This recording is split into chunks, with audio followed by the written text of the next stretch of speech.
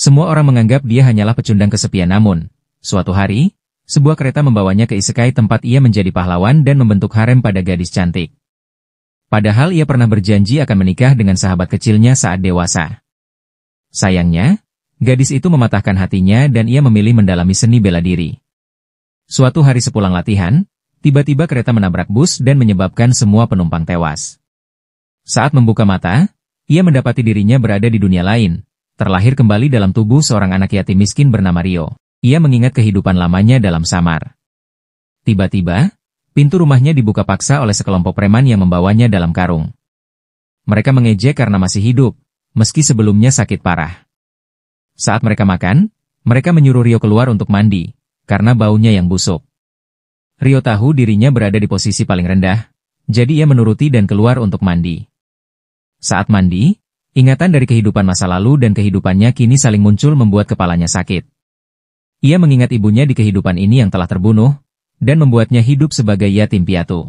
Tiba-tiba, sekelompok gadis menghampirinya dan menanyakan apakah ia melihat seorang gadis berambut ungu di sekitar sana. Rio menggeleng dan mengatakan tidak melihat siapa-siapa. Lalu seorang gadis berambut perak mendekatinya dan memperkenalkan diri sebagai Celia. Di situ Celia bersikap ramah kepada Rio dan bertanya lebih banyak soal kawasan kumuh tersebut. Rio memperingatkan bahwa dengan pakaian semewah itu, mereka bisa saja diculik dan dikirim ke Pulau Epstein. Celia mengindahkan peringatannya, lalu menggunakan sihir pelacak untuk mencari gadis berambut ungu itu. Namun, ia hanya menemukan satu hal mengejutkan kalau tubuh Rio dipenuhi energi sihir dalam jumlah besar, dan sangat tidak biasa untuk anak kelas bawah. Karena tidak menemukan jejak sihir lain, Celia memutuskan masuk lebih dalam ke kawasan kumuh untuk menyelidiki. Sebagai ucapan terima kasih, ia memberikan kantong uang pada Rio. Rio terkejut banyaknya uang dan langsung menggantung kantong itu di lehernya dan kembali ke rumah.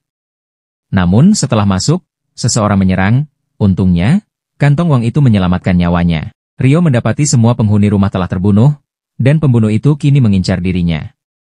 Ia ketakutan dan mundur ke sudut ruangan. Sebelum si pembunuh kembali menyerang, sesosok wanita gaib muncul dan menyuruh Rio menggunakan sihir. Ia memberi Rio kemampuan untuk mengakses sihirnya lalu menghilang. Rio menggabungkan latihan bela diri dari kehidupan sebelumnya dengan sihir dan berhasil menyerang balik musuhnya. Si pembunuh mencoba meningkatkan kekuatannya dengan sihir, tapi Rio menghindar dan membalas dengan tendangan ke wajah hingga mematahkan lengannya. Merasa dipermalukan, si pembunuh melakukan serangan putus asa, dan Rio kembali menghajarnya. Setelah musuhnya pingsan, Rio menyadari ada gerakan mencurigakan dari karung yang dibawa para preman sebelumnya.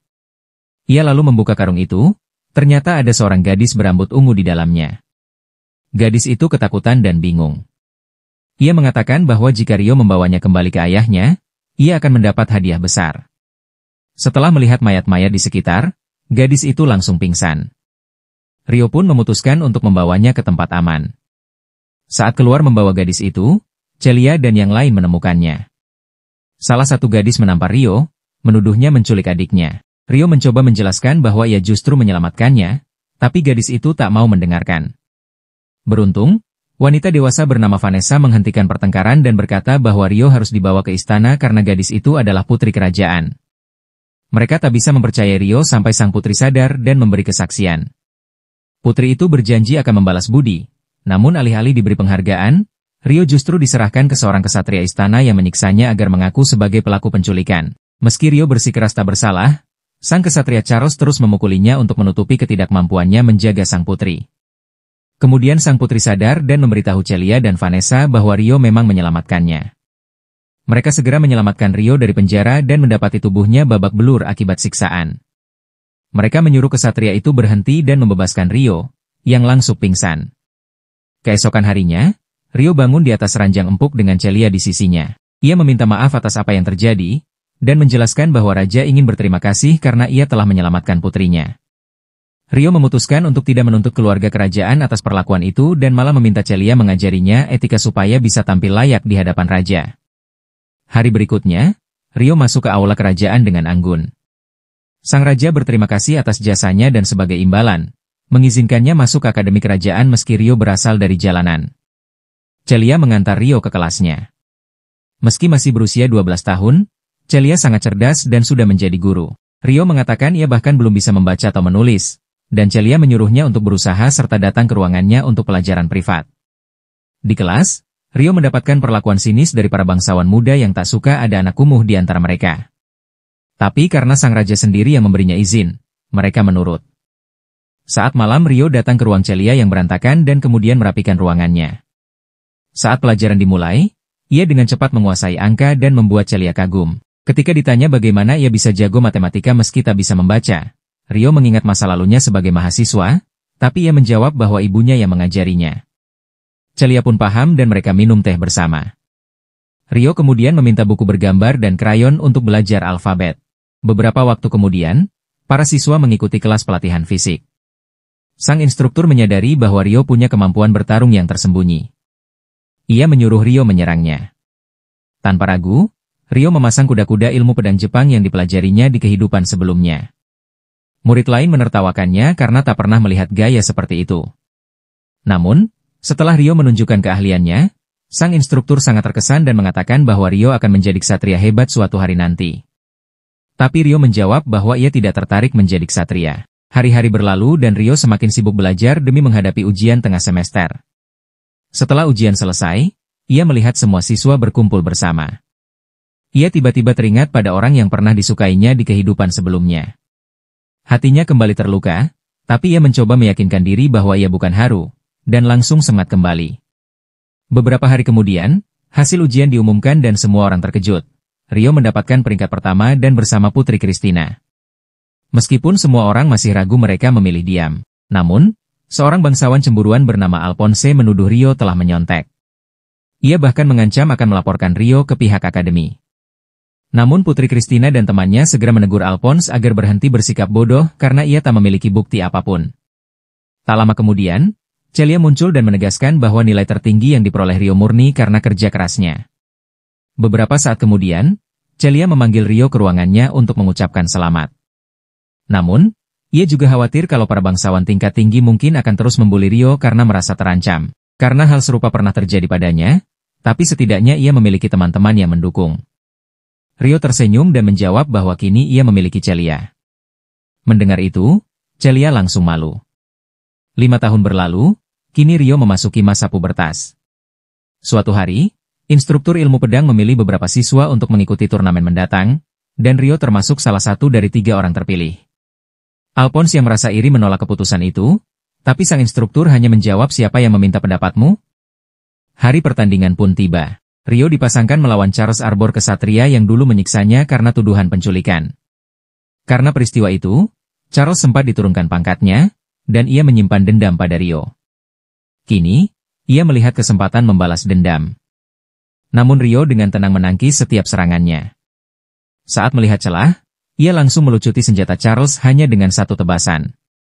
Charles sangat malu di hadapan banyak orang dan mencoba mengadu pada komandan yang menjadi wasit. Tapi sang komandan hanya berkata, "Bersikaplah seperti ksatria dan terima kekalahanmu." Dan Charles terpaksa menerimanya. Beberapa hari kemudian, para siswa dikirim ke hutan untuk menjalani ujian praktik. Mereka harus menembus medan sulit dan melawan monster tingkat rendah untuk mencapai tujuan dalam waktu secepat mungkin. Rio berada dalam kelompok yang sama dengan Alphonse, kaki tangannya, 2 putri kerajaan, dan beberapa siswa senior. Alphonse ditunjuk sebagai pemimpin regu. Salah satu anak buahnya, Stewart mendapatkan informasi tentang rute hutan dari para ksatria keluarga Alphonse. Dengan rasa percaya diri tinggi, Alphonse mengklaim bahwa mereka bisa mencapai tujuan hanya dalam setengah hari. Semua pun setuju. Ia lalu menyuruh Rio membawa semua tas mereka, dengan alasan itu pekerjaan yang cocok untuknya yang tak bisa menggunakan sihir. Rio menerima tugas itu. Putri Flora merasa kasihan dan ingin membantu, namun Rio menolak sopan. Di tengah perjalanan, mereka diserang oleh sekelompok goblin, tapi Alphonse dan anak buahnya berhasil mengalahkannya. Dan mereka membanggakan diri sendiri, sementara Rio hanya menatap ke arah lain karena merasakan kehadiran musuh yang kuat. Kelompok mereka akhirnya tiba di tebing dan terpaksa berhenti. Alphonse jadi malu karena arah yang dipilih salah. Mereka tengah berdiskusi mencari jalur lain dan tiba-tiba sebuah tombak mendarat di dekat Putri Flora. Mereka langsung waspada dan melihat sekelompok orc yang seharusnya tidak ada di wilayah ini. Para orc mulai melempar tombak. Para siswa mencoba bertahan, tapi Stewart terluka dan panik dan ia menabrak Flora hingga terjatuh ke tebing. Beruntung, Rio segera melompat menyelamatkan sang putri. Ia menggunakan sihir angin untuk melempar Flora ke atas, tapi dirinya yang jatuh. Meski terjatuh, Rio berhasil mendarat dengan selamat. Ia tahu dirinya tidak bisa menggunakan sihir seperti orang lain, namun berkat wanita gaib yang ia temui di hari pertama, ia bisa menggunakan sihir secara naluriah. Ia pun mulai memanjat tebing, sambil memikirkan kalau mereka akan curiga karena ia selamat. Sementara itu, dari atas, Alphonse dan Stuart menyalahkan Rio atas jatuhnya Flora. Flora mencoba membela, namun mereka tak mendengarkan dan menyatakan bahwa Rio pantas mendapatkannya. Mereka pun memutuskan melanjutkan perjalanan, meski Flora peduli pada Rio. Sebelum menjawab, seekor Minotaur raksasa muncul dari semak-semak. Para penyihir dan pendekar mencoba menyerang, tapi Minotaur itu terlalu kuat. Beberapa siswa terlempar, dan situasi berubah menjadi kacau. Alphonse langsung kabur, dan yang lain mengikuti. Hanya Flora yang tetap tinggal, berlari untuk menyembuhkan salah satu siswa yang terluka. Saat Minotaur menyerangnya, Flora hanya terpaku ketakutan. Namun Rio tiba-tiba muncul dan menebas lengan makhluk itu. Ia menyuruh Flora kabur dan ia langsung melawan monster tersebut. Pertarungan berlangsung sengit. Kekuatan dan kecepatan Minotaur sangat luar biasa, tapi Rio berhasil menangkis dan menghindari semua serangannya. Begitu melihat celah, Rio menebas kepala monster itu dan mengakhiri pertempuran. Tak lama, para siswa kembali mencari Flora dan menemukannya selamat. Sementara itu, Rio pun pergi diam-diam. Dari kejauhan, pria misterius yang mengirim Minotaur mengamati Rio dan kagum akan kemampuannya. Ia pun mulai tertarik untuk memantau Rio. Meski Rio sudah menyelamatkan seluruh kelompok, ia tahu bahwa para bangsawan itu akan tetap menyalahkannya atas insiden ini. Ia sadar tak akan ada yang mendengarkan penjelasannya. Karena itu, ia memilih meninggalkan kehidupan akademi dan pergi ke tanah kelahiran orang tuanya. Namun sebelum pergi, ia ingin bertemu Celia untuk terakhir kalinya karena ia yang pernah menjadi temannya. Celia yang cemas mendengar kabar tentang kejadian itu pun terkejut dan marah setelah mendengar kebenarannya dari Rio. Namun ia tahu, tak banyak yang bisa ia lakukan. Dengan berat hati, ia pun bersiap mengucapkan perpisahan. Rio berjanji akan menulis surat untuknya menggunakan nama samaran, dan suatu hari pasti kembali. Ia pun berlari melintasi hutan selama 3 hari penuh, hingga sampai ke sebuah kota yang belum menerima poster buronannya. Ia berniat mengisi perbekalan di sini sebelum melanjutkan perjalanan. Namun, ia merasa seperti sedang diikuti. Saat menoleh, tak ada siapapun. Ia menebak hanya perasaannya saja. Di pasar, ia terkejut melihat pasta yang dijual di pinggir jalan. Ia mendengar bahwa gubernur kota ini yang menciptakan mie di dunia ini. Kemudian, ia bahkan menemukan roti daging ala Jepang. Rio mulai curiga bahwa mungkin ada orang lain seperti dirinya. Ia kemudian pergi ke serikat pedagang, dan disambut oleh gadis berambut biru bernama Liselotte. Lisel menitipkan pedang pada Rio dan menutup kepalanya di konter karena itu dilarang dibawa masuk. Saat melihat rambut hitam Rio, ia tampak terkejut. Ia lalu memandunya ke area pasar swalayan, di mana Rio membeli banyak perbekalan, terutama spaghetti karena mudah dibawa dan dimasak. Lisel menawarkan teh sambil berbincang tentang kesan pertamanya, yang menurutnya seperti seorang bangsawan sejati. Rio pun berbicara dengan ramah, lalu meminta agar Lisel mengirimkan surat pada Celia dengan nama samaran Haru padahal itu nama aslinya di kehidupan sebelumnya. Setelah meninggalkan kota, Rio kembali menembus hutan.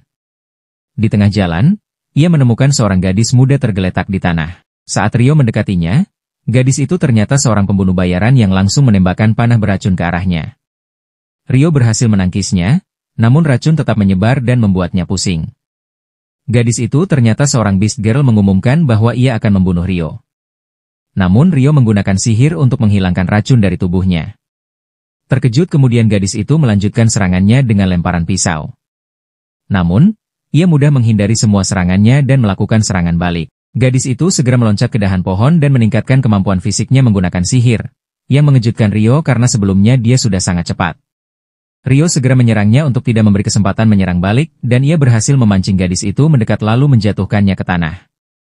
Ketika Rio menahannya, gadis itu menangis dan memanggil ibunya.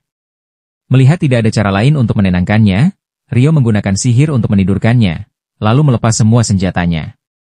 Ia terkejut saat melihat kalung Buddha di leher gadis itu dan menyadari bahwa ia dipaksa untuk melakukan pekerjaan kotor atas perintah orang lain. Rio menggunakan sihirnya untuk menghancurkan kalung Buddha tersebut saat gadis itu masih tertidur dan bermimpi tentang kejadian aneh yang menimpanya. Ternyata, dia adalah gadis yang berada di bus yang sama dengan Haru saat kecelakaan dan ketika ia sadar di dunia ini, Ia telah bereinkarnasi menjadi gadis beasman bernama Latifah. Latifah adalah budak dari Stewart yang menyiksanya dengan kalung sihir. Saat bangun, Latifah ketakutan melihat Rio dan mengira dia akan dibunuh. Namun, ketika Rio menunjukkan bahwa kalung budaknya telah dilepaskan dan ia bebas dari perintah siapapun, Latifah menangis lega. Ia kemudian menjelaskan bahwa dirinya dipaksa oleh ayah Stewart untuk membunuh Rio. Mendengar kisah itu, Rio merasa ceritanya masuk akal. Ia bertanya apakah Latifah masih berniat membunuhnya, dan Latifah menjawab tidak. Rio mempercayainya, lalu melepaskan ikatannya dan memberitahu bahwa kini ia bebas untuk pergi kemanapun. Rio tahu bahwa kaum Beasman dan Demi-Human diperlakukan sebagai budak di kerajaan ini, jadi ia menyarankan agar Latifah pergi ke arah timur, di mana banyak orang seperti dirinya dan bisa hidup dengan lebih layak. Secara kebetulan, Rio juga menuju ke timur, sehingga Latifah memutuskan untuk mengikutinya. Rio mencoba mencegahnya dengan mengatakan bahwa ia masih belum sepenuhnya percaya padanya. Namun, Latifah mengambil kalung budaknya dan memintanya untuk memasangkannya kembali agar ia bisa dipercaya. Rio terkejut dan berkata ia bodoh. Latifah menangis dan berkata bahwa ia tidak ingin sendirian. Akhirnya, Rio menyerah dan menerima Latifah sebagai rekannya dalam perjalanan.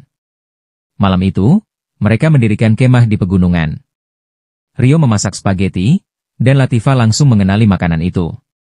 Ia mengatakan bahwa ia pernah memakannya sebelumnya.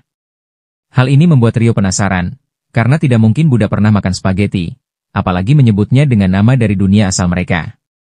Kecurigaan Rio terbukti ketika malam itu Latifah menangis dalam tidurnya sambil berkata ingin pulang ke Tokyo. Rio menyadari bahwa Latifah juga berasal dari dunia yang sama dengannya dan ia pun memutuskan untuk menjaga gadis itu. Keesokan paginya, Latifah tersipu malu saat tahu bahwa ia memeluk Rio dalam tidurnya. Ia juga mulai melihat kesamaan antara Rio dan Haru. Mereka melanjutkan perjalanan melewati berbagai medan hingga tiba di sebuah hutan dengan pohon raksasa di tengahnya. Namun, hanya Rio yang bisa melihat pohon itu. Rio pun berpikir bahwa pohon itu mungkin disembunyikan oleh sihir ilusi tingkat tinggi, dan ia memutuskan untuk menyelidikinya. Saat mereka masuk lebih dalam ke hutan, Latifah mencium aroma asing, sehingga Rio memutuskan untuk berkemah lebih awal. Saat sedang menenangkan Latifah, api unggun tiba-tiba padam. Ketika Rio keluar untuk memeriksa, ia melihat seekor serigala besar menatapnya.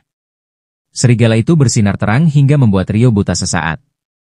Saat matanya masih kabur, ia dikepung oleh 4 gadis Demi-Human yang mengira dia datang untuk mencelakai mereka. Rio mencoba menjelaskan, tetapi mereka tidak mau mendengarkan dan langsung menyerangnya. Ia menggunakan sihir untuk menyembuhkan matanya dan mencoba membela diri tanpa menyerang balik. Pemimpin kelompok mulai bersedia mendengar penjelasannya, tetapi 2 gadis lainnya menemukan Latifah di dalam tenda. Mereka mengira Rio menculik dan menidurkannya dengan sihir. Hal ini membuat mereka marah, dan salah satu dari mereka langsung menyerang Rio. Rio berpikir jika ia mendapatkan 1 koin untuk setiap kali dituduh menculik gadis setelah menyelamatkannya. Rio hanya bisa membela diri, hingga akhirnya salah satu kaki Rio terjebak dalam sihir, dan ia pun dikalahkan oleh serangan sihir lain. Dalam mimpi, Rio mendapati dirinya melayang di lautan biru terang bersama seorang wanita ethereal. Saat ia bertanya siapa wanita itu, sang wanita tidak tahu siapa dirinya, tapi mengatakan bahwa ia adalah milik Rio dan suatu saat mereka akan bersatu kembali. Ia memeluk Rio, lalu menghilang. Setelah itu, Rio melihat sosok gadis yang dulu ia sukai di kehidupan sebelumnya dan memanggil namanya dalam tidur. Rio terbangun dan mendapati dirinya terikat di ranjang, dijaga 2 gadis Demi-Human. Tiba-tiba, Latifah masuk dan langsung memeluknya sambil menangis karena takut saat melihat Rio ketika ia bangun. Ketika melihat Rio dibelenggu, ia langsung panik. Saat itulah, para gadis dari malam sebelumnya masuk bersama seorang tetua wanita. Tetua itu segera menyadari kesalahpahaman yang terjadi dan meminta maaf atas perlakuan kasar mereka. Para gadis berlutut memohon maaf, dan Rio menerima permintaan maaf mereka. Tetua itu mengatakan bahwa semua tetua desa akan berkumpul esok hari untuk memberikan permintaan maaf secara resmi dan menyuruh para gadis melepaskan belenggu Rio. Keesokan harinya, Rio dibawa menemui 2 tetua lainnya yaitu seorang elf dan seorang dwarf dan di ruang pertemuan di pohon raksasa.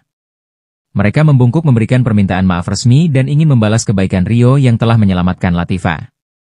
Rio meminta agar Latifah bisa tinggal di desa dan menerima pendidikan serta perlindungan. Tetua desa menyambut baik permintaannya dan bahkan menawarkan untuk mengajarinya tentang seni roh serta budaya Demi-Human. Saat itu, roh wanita berambut hijau bernama Dryas muncul. Ia adalah roh penjaga pohon dunia, yang dianggap sebagai dewi oleh seluruh desa. Ia merasakan ada roh kuat dalam diri Rio dan bertanya apakah Rio pernah membuat kontrak dengan roh. Rio menjawab tidak ingat melakukannya. Dria selalu memegang wajahnya dan mengamati jiwanya secara langsung. Ia terkejut melihat di tubuh Rio ada roh berbentuk manusia, sesuatu yang sangat langka. Ia menjelaskan bahwa hanya roh kelas tertinggi yang bisa mengambil bentuk manusia. Dria sendiri adalah roh kelas 2 tertinggi. Dan jika roh di dalam Rio adalah roh manusia, kemungkinan besar ia adalah salah satu dari 6 roh tertinggi yang menghilang sejak perang besar melawan iblis ratusan tahun lalu.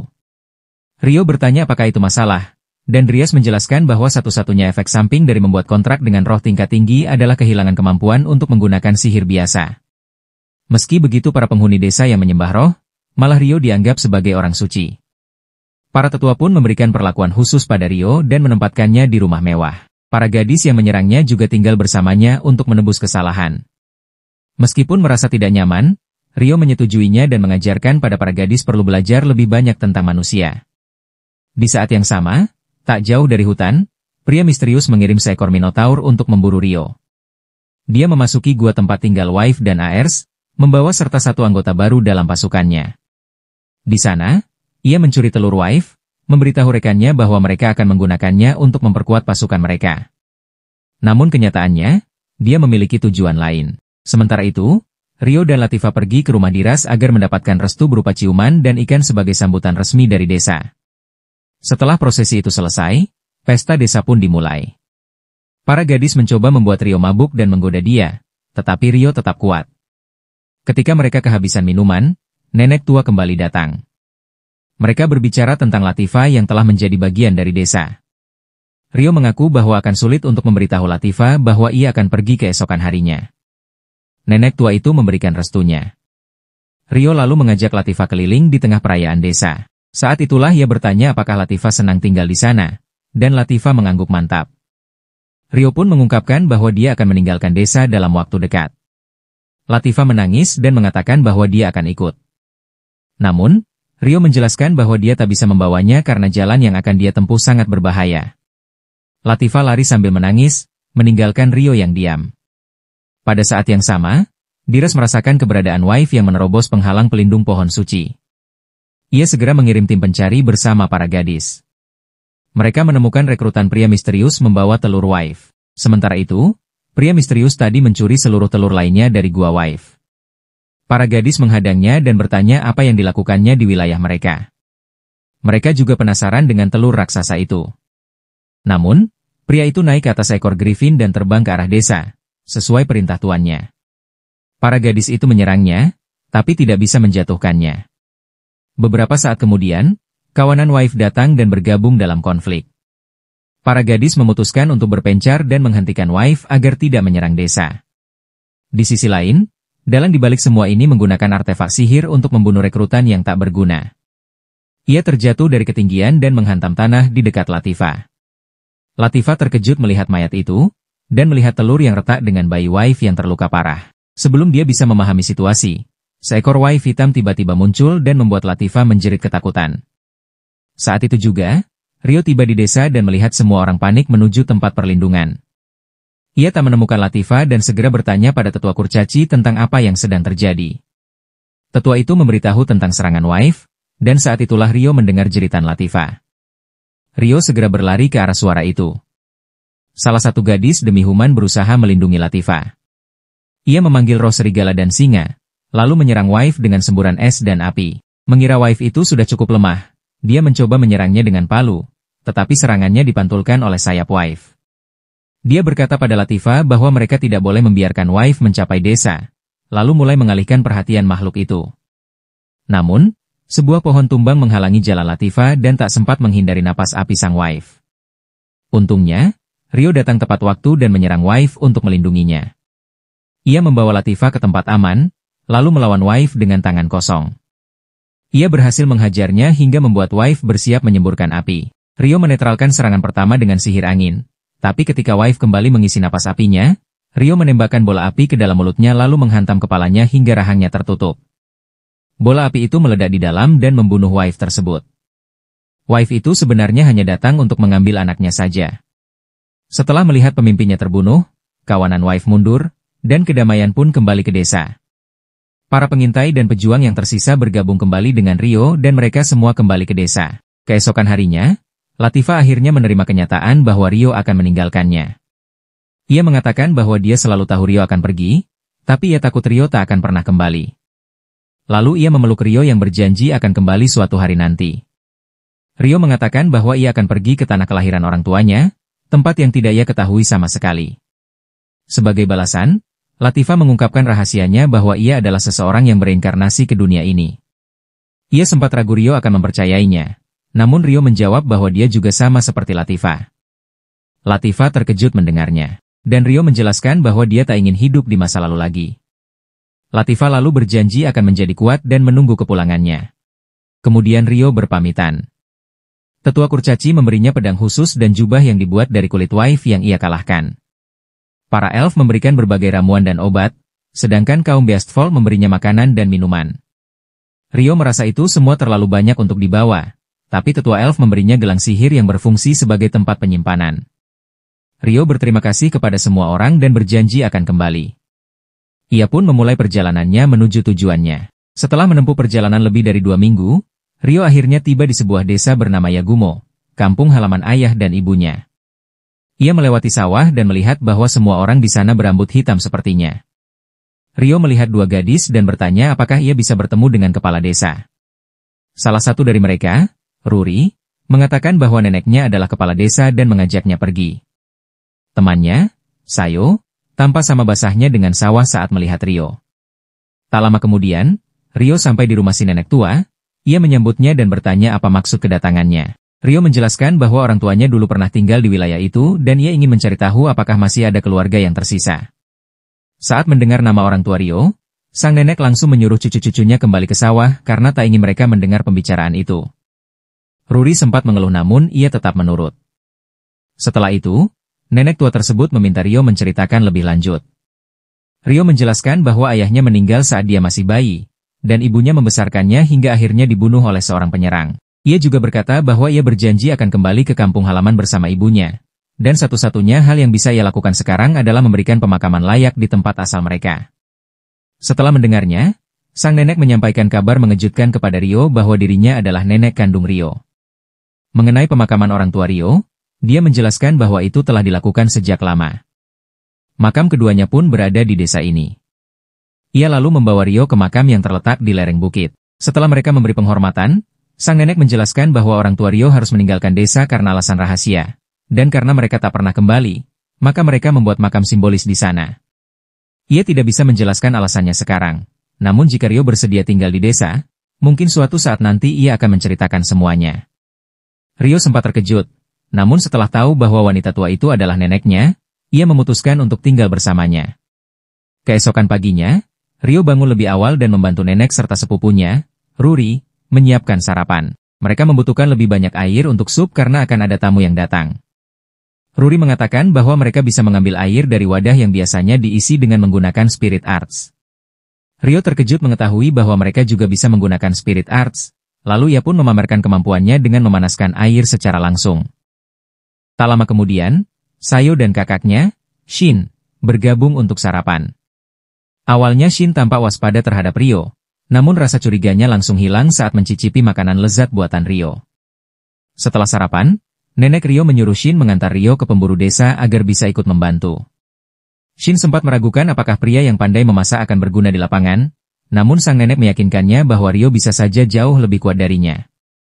Shin lalu mengajaknya berburu, dan di sana Rio menunjukkan keahliannya menggunakan busur dan anak panah. Hal ini membuat Shin merasa iri, sehingga ia mulai bersikap dingin terhadap Rio. Seusai berburu, tubuh Rio kotor, jadi ia membangun rumah pemandian untuk dirinya sendiri namun ia membiarkan semua warga desa menggunakannya. Hal ini membuat Ruri dan Sayo senang, tetapi membuat Shin semakin kesal. Rio terus berkontribusi pada kehidupan desa. Beberapa bulan saat masa panen tiba, neneknya memintanya menjadi pengawal saat mereka membawa hasil panen ke kota untuk dijual.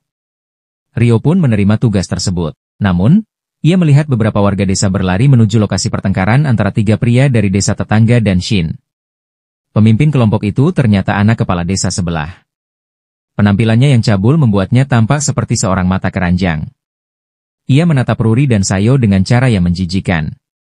Shin menyuruhnya menjauh, namun pria itu justru mengejeknya dan mengatakan bahwa adiknya terlihat siap dipanen. Shin langsung menyerangnya, tapi malah ditahan dan dicekik oleh si brengsek itu sebelum sempat mengatakan apapun. Untungnya, Nenek Ryo muncul dan menyuruh mereka berhenti. Ia melerai perkelahian dan memerintahkan agar pria itu menginap di rumah tamu di pinggir desa sementara keretanya diperbaiki. Namun, ia dilarang meninggalkan rumah tamu tanpa izin. Pria itu menyetujui, namun sang nenek tetap meminta semua orang berjaga karena mereka belum bisa mempercayainya sepenuhnya. Shin lalu memohon agar Sayo tinggal bersama mereka malam itu karena ia khawatir akan keselamatan adiknya. Sementara itu, saat pria tersebut melewati Ryo, ia mencoba menendangnya tanpa alasan. Namun, justru kakinya terkilir dan ia jatuh sendiri. Malam harinya, seorang inspektur pajak datang ke desa untuk memeriksa hasil panen. Ryo pun menemaninya berkeliling. Ketika malam menjelang, 3 pria asing masuk ke kamar Ruri dan Sayo untuk mengganggu mereka. Namun, Ryo telah meletakkan batu sihir untuk mendeteksi penyusup, sehingga ia segera datang dan menghentikan mereka. Saat melihat pemimpin kelompok itu hendak memukul Ruri, Ryo teringat akan kematian ibunya. Rasa amarahnya pun meledak. Ia menghajar 2 anak buah pria itu hingga tak berdaya. Kemudian, saat si pemimpin menyerangnya, Ryo melemparnya keluar menembus dinding dan memukulnya hingga babak belur. Inspektur pajak muncul dan menghentikan Ryo sebelum ia membunuhnya. Ia lalu menolong pria yang terluka dan mengirim pesan ke kota agar pasukan datang untuk menangkap mereka. Ruri dan Sayo berterima kasih kepada Ryo atas bantuannya. Namun Ryo sendiri merasa terguncang. Ia tak menyangka bahwa amarah dalam dirinya masih sebesar itu. Keesokan harinya, ketiga pria itu ditahan dalam sel, sementara inspektur pajak bersiap mengirim mereka ke penjara di ibu kota. Nenek Ryo mengucapkan terima kasih dan memintanya mengantar surat kepada ayahnya, Su Fen. Ryo pun ikut dalam rombongan yang membawa hasil panen ke ibu kota. Mereka bepergian bersama inspektur pajak untuk sementara, lalu berpisah ketika akan masuk ke ibu kota kerajaan. Kota ini tampak seperti drama sejarah Jepang. Saat yang lain beristirahat di rumah tamu, seorang pemburu desa mengajak Ryo dan Shin untuk berkeliling di kota. Mereka makan ramen, dan di sana Shin berterima kasih karena Ryo telah menyelamatkan adiknya. Ia berkata ingin Sayo mencicipi ramen lezat itu juga, namun mereka sedang bertengkar, jadi belum berbaikan. Ryo pun menawarkan diri untuk mengajak Sayo berbelanja. Ia membelikannya sebuah jepit rambut yang cantik. Sang penjaga toko bahkan menyarankan agar Sayo segera menyatakan perasaannya pada Ryo, karena ia bisa merasakan akan ada banyak pesaing selanjutnya. Saat mereka berjalan di pasar, mereka melihat seorang penculik mencoba membawa lari seorang gadis di siang hari. Temannya menahan pengawalnya dan Ryo langsung bertindak, mengalahkan penculik lalu menangkap gadis itu dalam satu gerakan. Seorang samurai wanita berterima kasih karena telah menyelamatkan tuannya. Ryo pun menyerahkan gadis itu padanya. Begitu melihat beberapa penjaga datang, Ryo tak ingin keributan. Ia pun menggandeng Sayo dan segera melarikan diri sebelum mereka tiba. Setelah kembali ke penginapan, semua orang melirik ke arah mereka. Ryo tak ingin jadi pusat perhatian, jadi ia masuk ke kamar untuk menyimpan barang. Namun tiba-tiba, inspektur pajak datang bersama seorang pria yang ternyata adalah ayahnya. Mereka mengajaknya berbicara secara pribadi. Pria tua bernama Gouki dan istrinya mengungkapkan bahwa mereka dahulu adalah pelayan ibu Ryo, yang sebenarnya merupakan anggota keluarga kerajaan. Bagi Ryo, ini terlalu mengejutkan. Ia mulai meragukan kebenaran cerita itu. Gouki kemudian melanjutkan kisahnya tentang ayah Ryo, yang awalnya hanyalah seorang prajurit biasa. Namun karena prestasinya dalam perang 20 tahun lalu, sang raja mengangkatnya menjadi bangsawan dan menugaskannya untuk menjaga sang putri ibu Ryo. Mereka lalu jatuh cinta.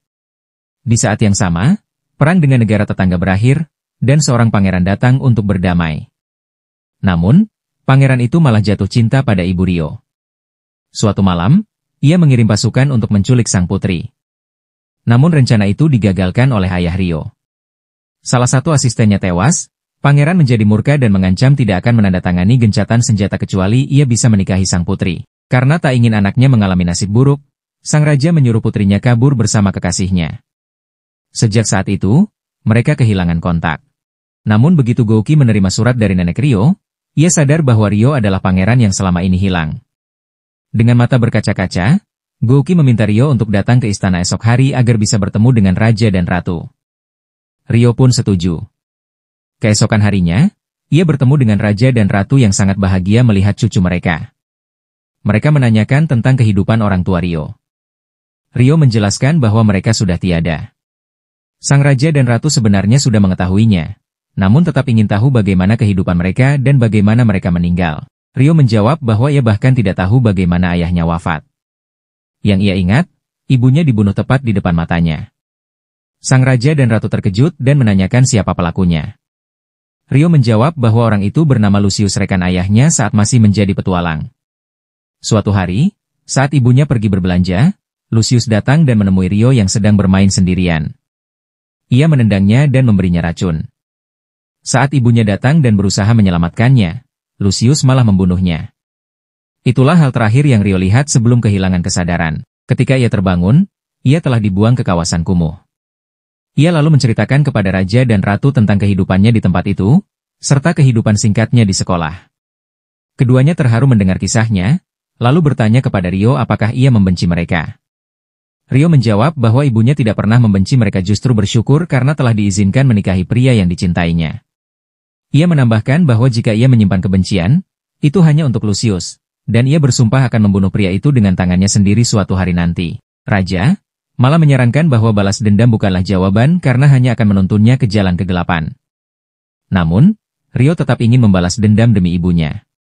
Sang Raja pun menyarankan agar Rio bertarung melawan Gouki yang juga merupakan prajurit terkuat di kerajaan. Menurutnya, jika Lucius mampu membunuh ayah Rio, maka ia pasti sosok yang sangat kuat.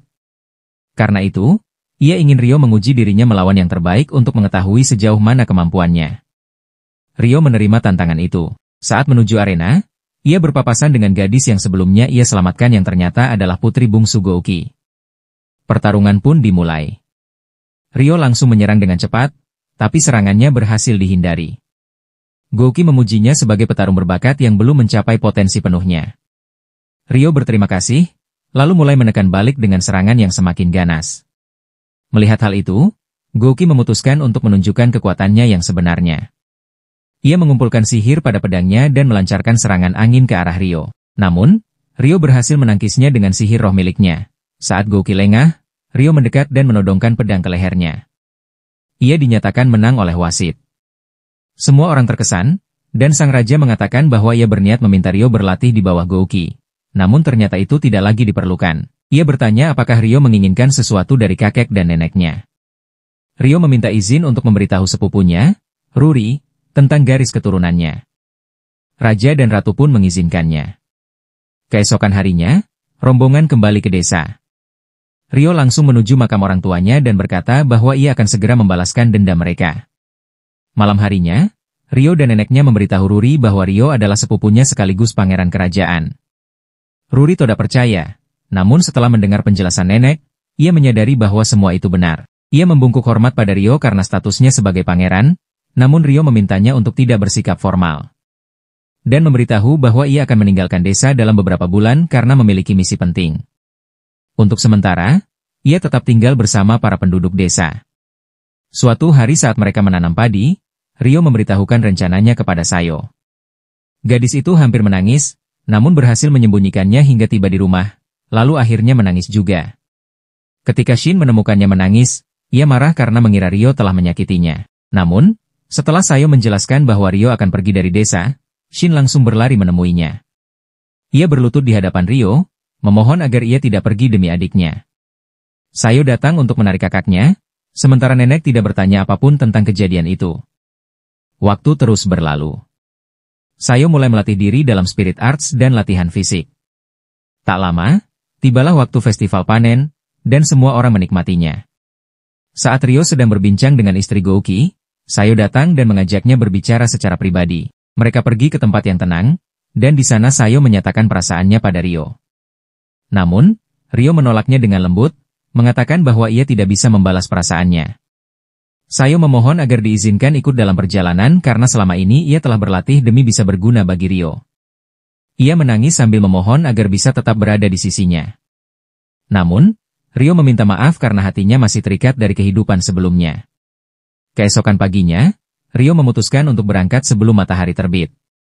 Namun, ia mendapati Sayo sudah menunggunya untuk mengucapkan selamat jalan. Setelah itu, ia kembali menuju hutan para demi human, tempat di mana Latifah dengan antusias menyambutnya kembali. Ia menemui para tetua dan memberitahu mereka bahwa ia akan kembali memulai perjalanannya.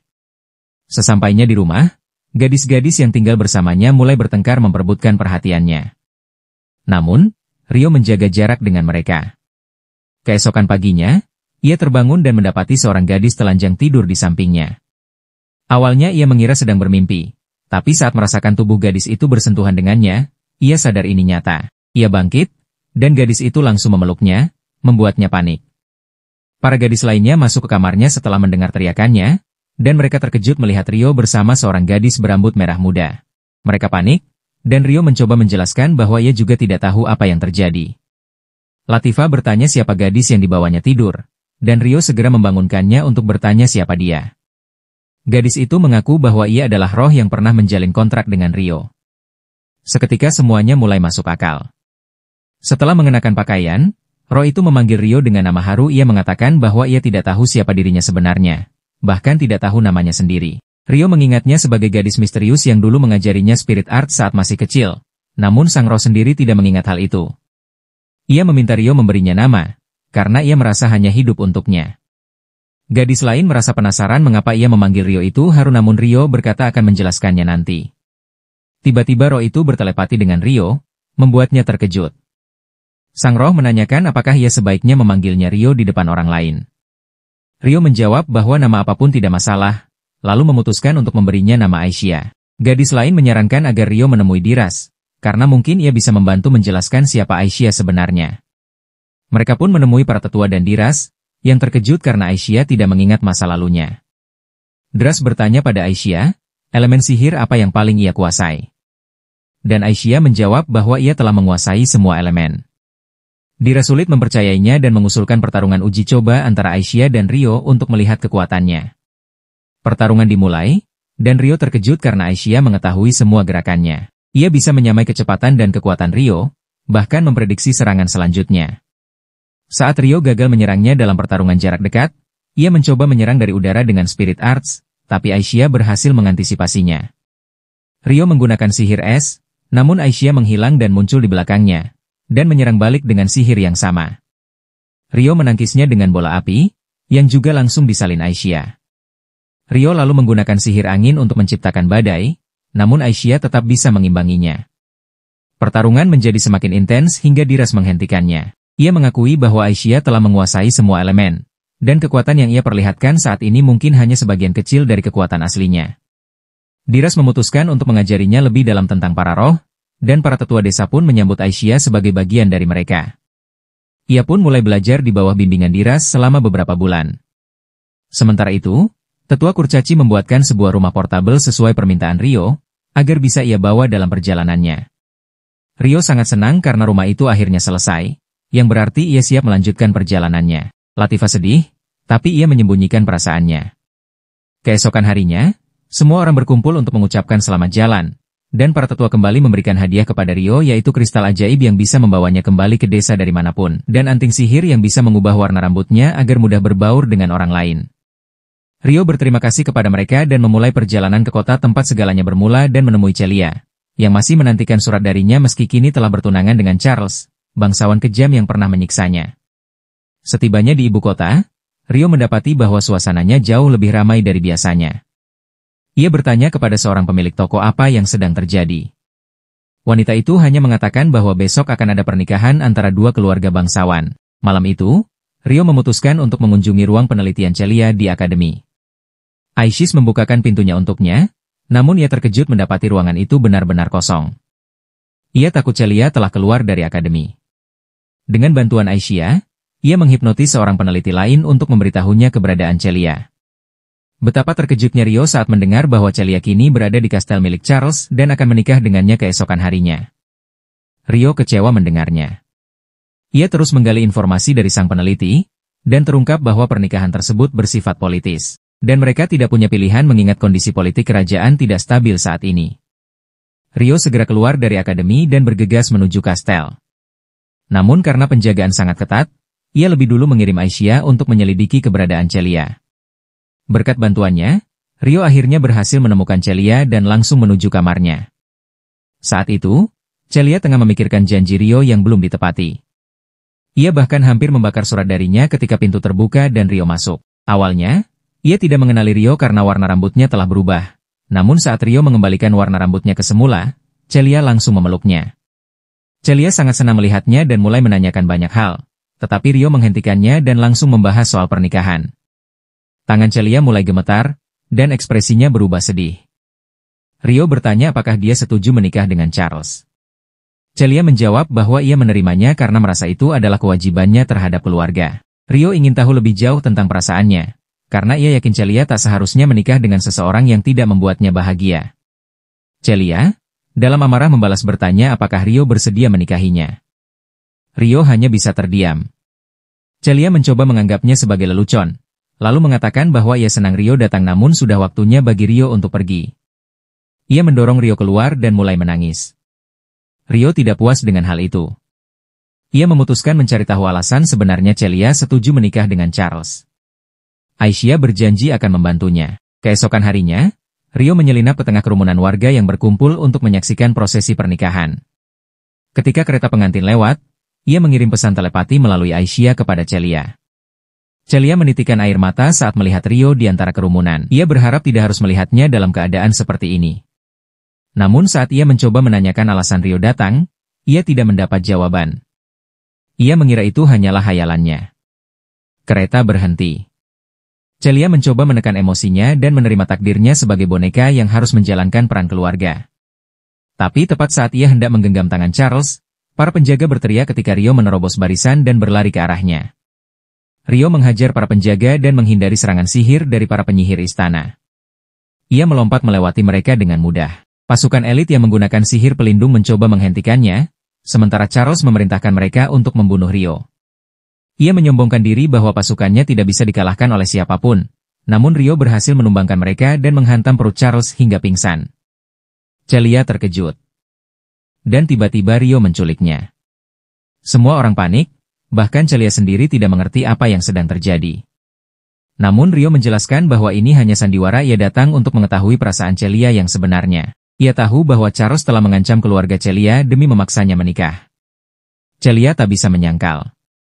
Setelah berusaha menyembunyikan semuanya, ia akhirnya mengaku lewat pesan telepati bahwa ia tidak bahagia dengan pernikahan ini. Rio berkata bahwa jika Celia menginginkannya, ia akan membawanya pergi sejauh mungkin ke tempat di mana tak ada seorang pun bisa menemukannya. Ia meyakinkan Celia bahwa keluarganya tidak akan dilukai. Celia akhirnya meminta Rio membawanya pergi. Rio pun melakukannya. Namun sebelum pergi, ia mengutuk Charles dan bersumpah akan mempermalukannya di hadapan dunia dengan mencuri istrinya sendiri. Ia kabur sambil membawa Celia, melompati para penjaga dan menahan serangan para penyihir. Tak lama kemudian, pasukan elit berkuda terbang menaiki Griffin mengejarnya. Rio menyelinap pegang sempit, menyerahkan Celia pada Aisyah dan memintanya untuk membawa Celia keluar dari kerajaan sementara ia menjadi umpan. Rio muncul dan menarik perhatian pasukan terbang, dan menghajar siapapun yang mencoba mengejar Aisyah dan Celia. Namun jumlah musuh terus bertambah, hingga akhirnya pendekar terkuat di kerajaan, Alfred, muncul. Ia memutuskan untuk menghadapi Rio langsung karena tahu tak ada prajurit lain yang cukup kuat untuk menandinginya. Alfred mencabut pedang sihirnya dan mulai menyerang. Rio menyadari kekuatannya dan memilih untuk menghindar, menangkis, serta membalas dengan pukulan dan tendangan, karena ia tidak ingin membunuh Alfred. Namun Alfred merasa diremehkan dan mengeluarkan kekuatan penuh dari pedang sihirnya. Ia melancarkan serangan terkuatnya yang menghancurkan semua yang ada di jalur serangnya. Namun ketika debu mereda, Rio menghilang. Alfred menduga Rio mungkin masih hidup, dan memerintahkan pasukan untuk terus mencarinya. Ternyata Rio menggunakan kekacauan itu untuk kabur dan bertemu kembali dengan Aisyah dan Celia di luar ibu kota. Ia berterima kasih kepada Aisyah atas bantuannya, lalu memeluk Celia. Namun sebelum mereka bergerak lebih jauh, cahaya misterius meledak dari langit. Aisyah berteriak kepada Rio agar menyelamatkan mereka. Rio tidak mengerti maksudnya, namun segera berlari ke arah yang dimaksud. Di sana, ia melihat beberapa gadis sedang diculik oleh sekelompok bandit. Rio mengamuk dan membunuh seluruh bandit untuk menyelamatkan para gadis. Ia terkejut saat menemukan bahwa mereka membawa perangkat mirip ponsel dari Jepang. Mereka juga berbicara dalam bahasa Jepang. Rio segera menyadari bahwa mereka juga telah dipindahkan ke dunia ini. Ia bertanya apakah ada orang lain bersama mereka. Para gadis menunjuk ke arah sebuah gerobak lain. Ketika Rio menerobos masuk, Ia benar-benar terkejut saat melihat Mei, gadis yang pernah ia sukai saat kecil. Melihat Mei, Rio langsung teringat akan janji masa kecil mereka untuk menikah saat dewasa. Demi janji itu, Rio bekerja keras hingga diterima di sekolah elit tempat Mei belajar. Pada hari pertama masuk sekolah, ia akhirnya bertemu kembali dengannya. Namun sebelum sempat menyapanya, seorang pria tampan bernama Taka datang menyambut Mei. Mereka terlihat cukup akrab. Melihat Mei akrab Rio seperti orang ketiga yang tak dianggap, Rio menyadari bahwa Mei telah melupakan janjinya. Rio hanya bisa menyaksikan mereka berjalan pergi, dengan hati yang berat. Sementara itu, Mei, Taka, dan teman mereka bertemu dua saudara yang dekat dengan mereka. Mereka berencana pergi ke kafe untuk merayakan awal tahun ajaran baru. Namun tiba-tiba dua lingkaran sihir muncul di bawah kaki mereka dan memindahkan mereka ke dunia isekai ini. Rio dan para gadis melihat pilar cahaya dari kejauhan. Sementara Mei terbangun di tempat asing bersama dua saudara itu. Mereka pun ditangkap oleh para bandit. Rio tiba di lokasi berdasarkan petunjuk Asia, dan menemukan kabut hijau yang menutupi area. Ia menyadari bahwa sihir spasial telah digunakan di sana, dan kemudian ia menemukan ponsel milik Mei yang membuatnya semakin bingung. Sementara itu, para bandit memasukkan dua bersaudara ke dalam kereta yang akan dikirim ke Pulau Epian. Pemimpin mereka seorang pria buruk rupa dengan penglihatan buruk membawa Mia bersamanya dengan niat jahat untuk membagikannya ke anak buahnya. Mia dan yang lain mencoba melawan, tetapi bandit-bandit itu tak menghiraukan permintaan mereka. Dan mereka tidak memahami bahasa dunia ini dan tidak tahu kemana mereka akan dibawa. Untungnya, Rio melihat asap dari lokasi perkemahan para bandit dan segera menuju ke sana. Para penjaga memberi peringatan kepada rekannya untuk bersiap menghadapi serangan, dan mereka menutup kandang dengan tirai agar barang dagangan mereka tidak terkena serangan. Rio kemudian bertanya pada pemimpin bandit tentang pemilik ponsel yang ia temukan, tetapi pria itu mengaku tidak tahu. Rio tidak ingin bertarung saat ini karena ia sedang terburu-buru, namun tiba-tiba ia mendengar teriakan seorang gadis yang meminta tolong dalam bahasa Inggris. Ia terkejut karena gadis itu tidak menggunakan bahasa dunia ini. Ia langsung menyadari bahwa gadis itu adalah orang yang sedang ia cari, lalu meminta agar dia diserahkan. Pemimpin bandit justru menyuruh anak buahnya mengusir Rio dengan paksa. Rio menyadari bahwa para bandit ini tahu cara bekerja sama, tapi itu tidak cukup untuk menghentikannya. Ia bersiap bertarung dan dengan mudah menghindari serangan pertama. Salah satu bandit menembakkan sihir ke arahnya, namun Rio menghindar. Bandit lain menyerangnya dengan pedang, tetapi ia juga bisa menangkisnya dan menendangnya menjauh. Serangan terus berdatangan hingga Rio memutuskan untuk tidak menahan diri lagi. Ia mengeluarkan belati dan langsung menerobos ke arah pemimpin mereka, mengalahkan semua yang menghalangi. Seorang penyihir menyerangnya dengan bola api, tapi Rio tidak terluka.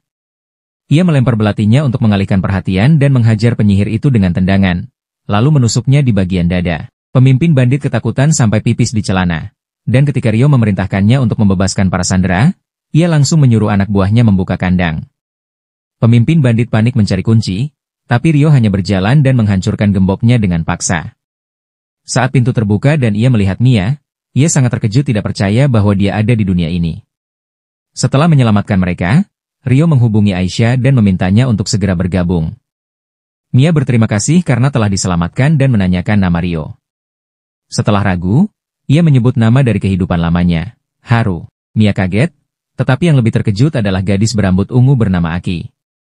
Rio mengenali nama itu sebagai adik kandungnya, yang tidak ia temui lagi sejak orang tua mereka bercerai. Ia yakin Aki adalah adiknya, tapi tetap tidak mengungkap identitasnya. Anak laki-laki berambut coklat kemudian memperkenalkan dirinya sebagai Masato, adik Aki. Rio terkejut lagi karena ia tidak tahu bahwa ia punya saudara tiri. Ia menyadari bahwa kemungkinan ibunya menikah lagi setelah bercerai. Karena hari mulai gelap, Rio menyarankan agar mereka mencari tempat aman. Setelah menemukan area kosong, Rio menggunakan gelang sihir untuk mengeluarkan rumah portabel yang telah disimpannya. Mia dan kedua bersaudara terkejut melihat rumah tersebut.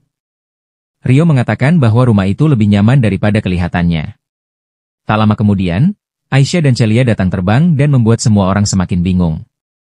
Aisyah langsung menghampiri Rio dan menanyakan siapa tiga orang yang bersamanya. Rio memperkenalkan mereka dan bertindak sebagai penerjemah. Akhirnya Aisyah mengambil inisiatif. Ia mencium dahi Celia dan Mia, yang membuat mereka sedikit gugup, tetapi tiba-tiba mereka bisa saling memahami. Aisyah menjelaskan bahwa karena Rio memahami kedua bahasa, ia bisa menciptakan jalur komunikasi sementara di antara keduanya. Rio kagum, tetapi Aisyah kemudian mengatakan bahwa ia lapar. Rio mengajak semuanya masuk ke dalam rumah dan menyuruh para gadis mencoba kamar mandi, sementara ia menyiapkan makan malam.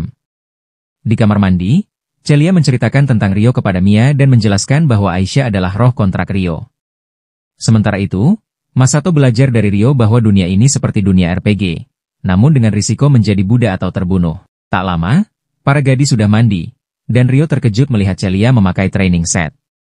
Celia mengatakan bahwa Aki meminjamkannya karena ia enggan memakai gaun pengantinnya lagi. Setelah hari yang panjang, Rio menyadari bahwa semua orang butuh pakaian baru dan mengatakan bahwa mereka harus berbelanja besok. Mia mengeluh bahwa ia tidak punya uang, dan Rio berkata bahwa ia bisa membayar dengan cara lain. Saat makan malam, Rio menjelaskan bahwa mereka disummon ke dunia ini. Ia mengatakan bahwa karena dirinya itu bereinkarnasi, pengalamannya mungkin tidak bisa membantu mereka, dan belum tentu ada jalan kembali ke dunia asal. Celia kemudian mulai menyambungkan berbagai informasi. Ia mengatakan bahwa mereka melihat 6 pilar cahaya hari ini, yang mungkin berarti ada lebih banyak orang yang dikirim ke dunia ini. Ia menyebutkan bahwa ada ramalan kuno tentang kembalinya 6 dewa bijak pada tahun ke-1000 kalender suci. Rio menjelaskan ramalan itu ke orang-orang bumi dengan senjata suci akan turun ke dunia dan memimpin umat manusia sebagai perwakilan para dewa bijak. Ia mengatakan meskipun ceritanya mirip, belum tentu Mia dan teman-temannya adalah pahlawan itu.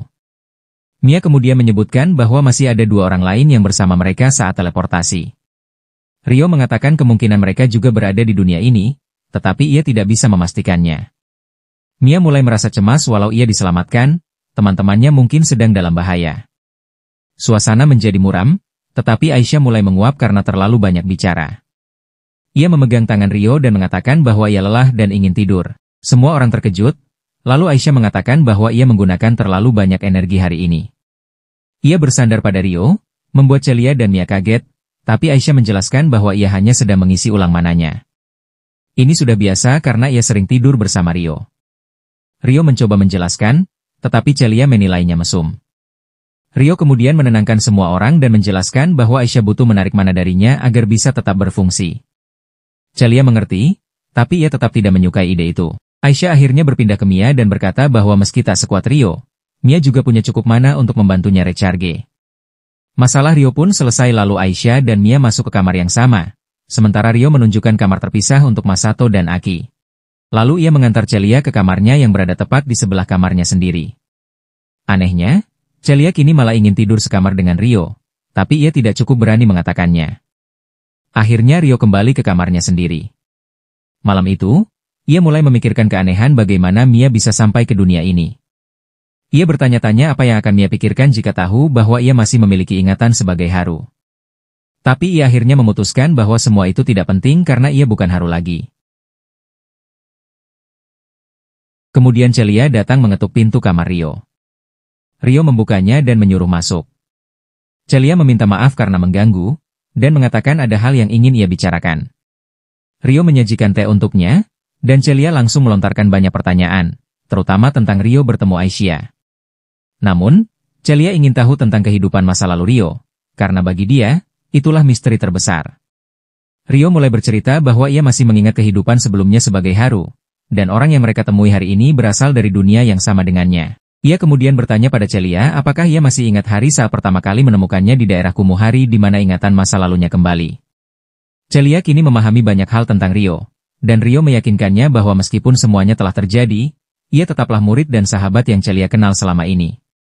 Celia merasa lega dan berterima kasih karena Rio telah menyelamatkannya dari Charles. Meski begitu, ia khawatir tentang ayahnya. Rio menyarankan agar Celia menulis surat untuk memberi kabar bahwa ia baik-baik saja, begitu mereka tiba di kota berikutnya. Sementara itu, di ibu kota, Pangeran Charles sedang berbicara dengan salah satu tamu dekatnya yang ternyata dalang dari kejadian jahatnya. Orang itu mencoba menghibur Charles yang sedang kecewa karena mempelainya diculik sebelum pernikahan. Ia menenggak minuman sambil mengatakan bahwa kapten telah menghabisi pelaku kejahatan itu. Namun, Charles masih terguncang karena tidak tahu kemana Celia pergi. Topik pembicaraan bergeser ke pemanggilan para pahlawan. Salah satu dari mereka telah diterima oleh kerajaan. Charles merasa bahwa terlalu banyak hal terjadi sekaligus, apalagi fakta bahwa faksi pemberontak juga memiliki seorang pahlawan, berkat permata suci yang dibawa Putri Flora ke markas pemberontak. Di tempat lain, seorang pahlawan lain sedang menikmati perlakuan istimewa dari para bangsawan yang telah memanggilnya.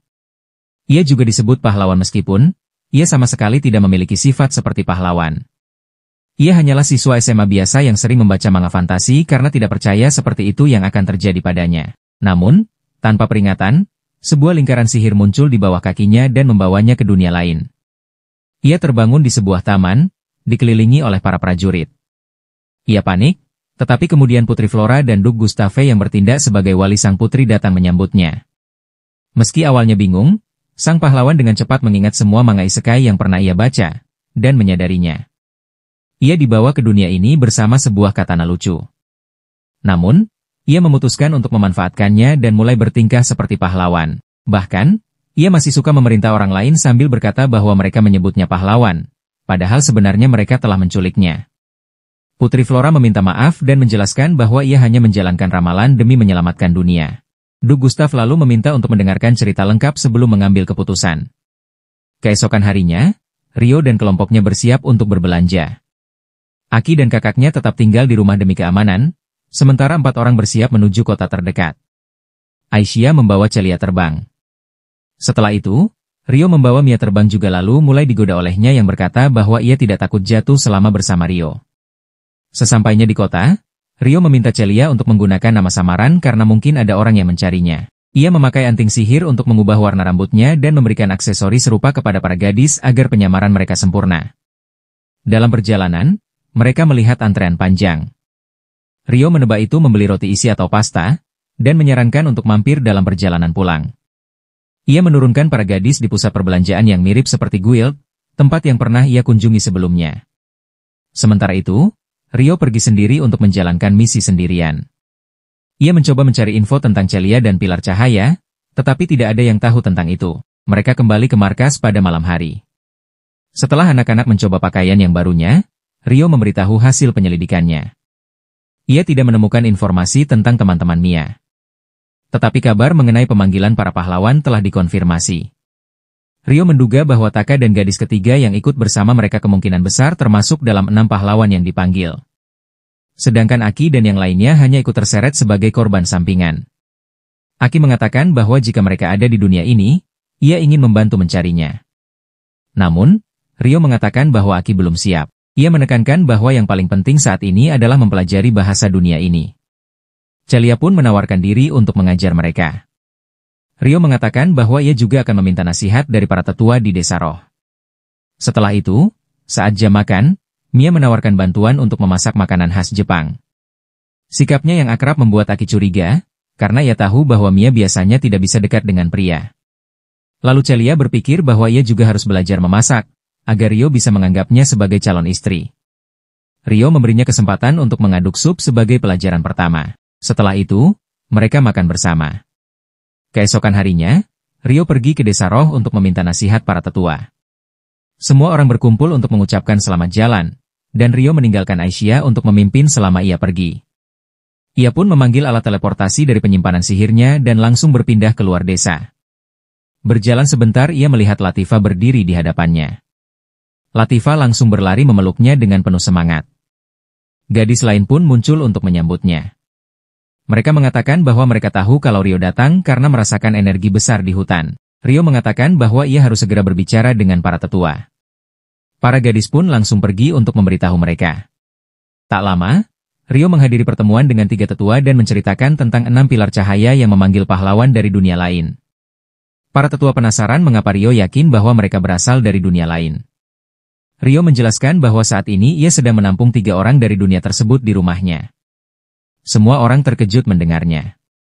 Namun, Rio mengatakan bahwa ia tidak percaya ketiganya adalah pahlawan. Ia menduga 2 orang lainnya datang bersamaan dengan mereka adalah bagian dari 6 pahlawan itu. Para tetua bertanya bagaimana Rio bisa berkomunikasi dengan mereka. Rio mengungkapkan bahwa ia hidup di dunia yang sama dalam kehidupan sebelumnya.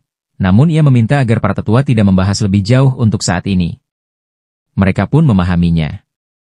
Rio lalu meminta izin agar ketiga temannya dan Celia bisa tinggal di desa sementara ia mencari cara untuk memulangkan mereka ke bumi. Ia juga menjelaskan kondisi Celia. Para tetua menyetujui permintaan tersebut dengan syarat mereka tidak boleh mengungkap keberadaan desa kepada siapapun. Setelah itu, Rio berbicara secara pribadi dengan Latifa. Latifa menanyakan soal orang yang datang dari dunia lama mereka. Ia cemburu karena Rio mengatakan bahwa ia berasal dari Jepang. Padahal itu seharusnya menjadi rahasia mereka berdua. Namun, Rio menenangkannya dan mengatakan bahwa Latifah akan selalu menjadi yang istimewa baginya. Ia meyakinkan Latifah bahwa ia belum memberitahu siapapun tentang ingatan masa lalunya, karena hal itu akan memperumit keadaan. Latifah belum mengerti, dan Rio menjelaskan bahwa orang yang pernah ia sukai serta adik angkatnya di kehidupan sebelumnya termasuk di antara orang yang kini ia lindungi.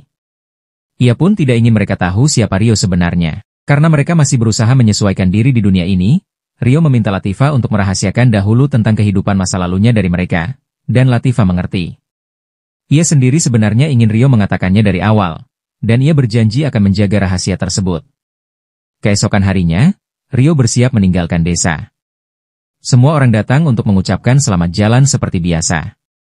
Sementara itu, di kerajaan Galar tempat salah satu pahlawan dipanggil, seorang gadis berambut biru bernama Liselotte sedang minum teh bersama raja. Meskipun tampak seperti pegawai biasa, ternyata Liselotte adalah gubernur kota sekaligus pendiri supermarket tempat ia bertemu dengan Rio. Ia juga menjalankan jaringan informasi, itulah sebabnya raja memintanya membantu menyampaikan undangan. Sang raja mengatakan bahwa Lisel mungkin sudah tahu tentang pemanggilan pahlawan dari dunia lain. Lisel mengiyakan. Raja lalu menjelaskan bahwa ia berencana mengadakan festival besar untuk memperkenalkan para pahlawan kepada rakyatnya. Ia juga ingin mengundang para pahlawan dari negara tetangga, meskipun hubungan politik di antara mereka cukup tegang. Ia meminta Lisel untuk menyampaikan undangan tersebut, dan Lisel menyanggupi. Raja kemudian menyebutkan bahwa dua di antara para pahlawan memiliki nama yang aneh, karena mereka menaruh nama keluarga di depan. Lisel terkejut dan senang mendengarnya karena itu terdengar seperti nama-nama Jepang.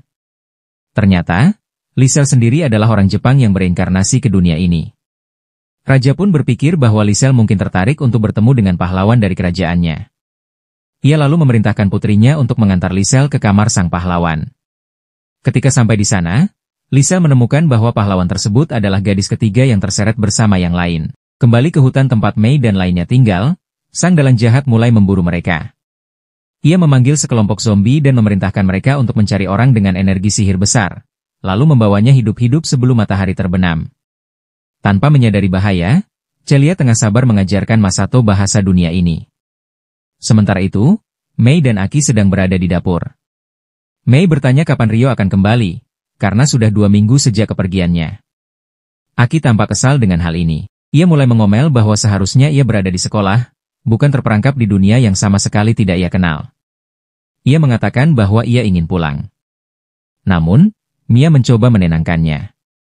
Ia mengatakan bahwa tidak ada gunanya cemas berlebihan dan ia percaya Rio akan menjaga mereka serta menemukan jalan pulang ke bumi. Aki lalu berkata bahwa Mia tampaknya sangat menyukai Rio, apalagi mengingat bahwa Mia biasanya tidak pandai berinteraksi dengan laki-laki. Mia mengakui bahwa Rio terasa berbeda baginya, terlebih karena Rio memperkenalkan diri sebagai harunama yang membuatnya langsung merasa nyaman. Mendengar itu, Aki tiba-tiba melampiaskan kemarahannya karena membenci kakaknya, yang selama tak pernah datang mencarinya. Ia meminta Mia untuk tidak menghina Rio dengan membandingkannya. Namun, Aki segera menyadari bahwa ia telah berlebihan. Ia keluar rumah untuk menenangkan diri. Mia menyusulnya untuk menenangkan Aki. Namun tiba-tiba, para zombie menemukan mereka. Mereka menerobos penghalang sihir yang membuat rumah tak terlihat dari luar, lalu mulai berlari dengan gaya aneh ke arah para gadis. Mia dan Aki panik. Beruntung, Aisyah datang tepat waktu dan langsung menghancurkan para zombie dengan sihirnya. Ia teringat bahwa Rio telah mempercayakan keselamatan semua orang kepadanya, dan ia bertekad melindungi mereka. Namun, saat ia sedang melawan, satu zombie menyerangnya dari samping. Di saat bersamaan, zombie lain melesat menuju Mia dan Aki. Untungnya, Celia muncul tepat waktu dan melindungi mereka. Kedua gadis itu pun bersiap untuk bertarung. Namun sebelum mereka sempat melakukan apapun, Rio datang dan menyelamatkan mereka. Rio mendorong zombie menjauh dan semua orang lega melihatnya. Ia meminta maaf karena datang terlambat, lalu bertanya pada Aisyah mengenai makhluk aneh tersebut. Aisyah memastikan bahwa mereka adalah monster, dan dari pengalamannya, yang berwarna hitam adalah yang paling kuat dan tangguh. Rio memutuskan untuk menghadapi zombie hitam itu, sementara Aisyah mengurus sisanya. Zombie hitam itu mencoba melarikan diri, tapi Rio segera mengejarnya. Ia menyerang Rio, namun serangannya mudah ditebak. Rio menjatuhkannya ke tanah dan mencoba melihat apakah makhluk itu bisa berbicara. Namun, saat Rio hendak memberi pukulan terakhir, zombie itu mendadak mengucapkan terima kasih karena telah membebaskannya, sebelum akhirnya menghilang. Yang tertinggal hanyalah kristal merah. Sementara itu, Aisyah telah menyelesaikan sisanya dan mereka pun kembali ke dalam rumah. Di dalam, Aki meminta maaf karena merasa penyebab para zombie menemukan mereka adalah karena ia keluar rumah. Mia mengatakan bahwa itu salahnya, tapi Rio tampaknya tak terlalu peduli dan perhatiannya justru teralihkan oleh aroma makanan enak. Mereka semua bersiap untuk makan, dan Rio mengatakan bahwa sebentar lagi mereka akan memiliki rumah baru. Di tempat lain, kelompok zombie lain menyeret para prajurit dan petualang ke hadapan sang dalang jahat. Ia senang dengan hasil tangkapannya, meski ia menyadari ada satu kelompok zombie yang musnah. Tapi ia tak khawatir, karena ia bisa membuat zombie baru dari bahan yang baru saja ia dapatkan. Keesokan harinya, Rio mengirim semua orang keluar dari desa Roh. Latifah dan gadis lainnya sudah menunggu mereka. Masato terlihat girang saat melihat sekelompok gadis Beastkin yang imut. Sementara itu, Latifah langsung memeluk Rio dengan gembira. Ia penasaran dengan orang yang dibawa Rio, dan juga mereka ingin tahu lebih banyak tentang bangsa Beastkin. Para gadis Beastkin lalu menyambut Aisyah. Masato bertanya apakah Aisyah adalah orang penting di sini. Rio menjelaskan bahwa penduduk desa ini menyembah roh yang bisa mengambil bentuk manusia. Hal itu membuat Mei terkejut, karena selama ini mereka memperlakukan Aisyah seperti teman. Namun Asia mengatakan bahwa ia lebih suka tidak diperlakukan seperti itu. Sementara itu, Latifah dan Celia berkenalan. Tanpa basa-basi, Celia langsung meminta izin untuk menyentuh ekor Latifah. Latifah mengizinkan, dan Celia mulai membelainya. Latifah tertawa geli dan tanpa sadar mengucapkan bahasa Jepang, mengejutkan Mei dan yang lain. Ia lalu mengungkapkan bahwa ia juga adalah reinkarnasi dari dunia lama seperti Rio, dan memiliki ingatan kehidupan sebelumnya. Ia menawarkan diri untuk menjadi guru bahasa mereka karena menguasai bahasa dari kedua dunia. Namun, Rio tampak agak khawatir. Latifah meyakinkan bahwa semuanya sudah ia ceritakan kepada para tetua dan temannya. Ia hanya ingin membantu orang yang datang dari bumi dan menjadi seseorang yang berguna bagi Rio. Tak lama, para gadis Beastkin memperkenalkan diri kepada Mei dan temannya, lalu mengantar mereka ke desa. Saat mereka memasuki desa, mereka melihat penduduk desa mengintip dari balik pepohonan dan rumah untuk mengamati tamu asing tersebut. Aki bertanya apakah mereka takut kepada manusia, dan Rio menjelaskan bahwa penduduk desa ini hampir tidak pernah berinteraksi dengan manusia. Tiba-tiba, seorang gadis kelinci menghampiri Mia karena tertarik dengan seragam sekolahnya. Latifah yang sebagai penerjemah, dan Mia memuji telinga sang gadis.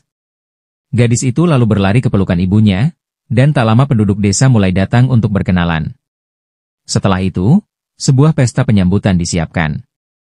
Namun sebelum itu, para tetua desa secara resmi menyambut semua tamu.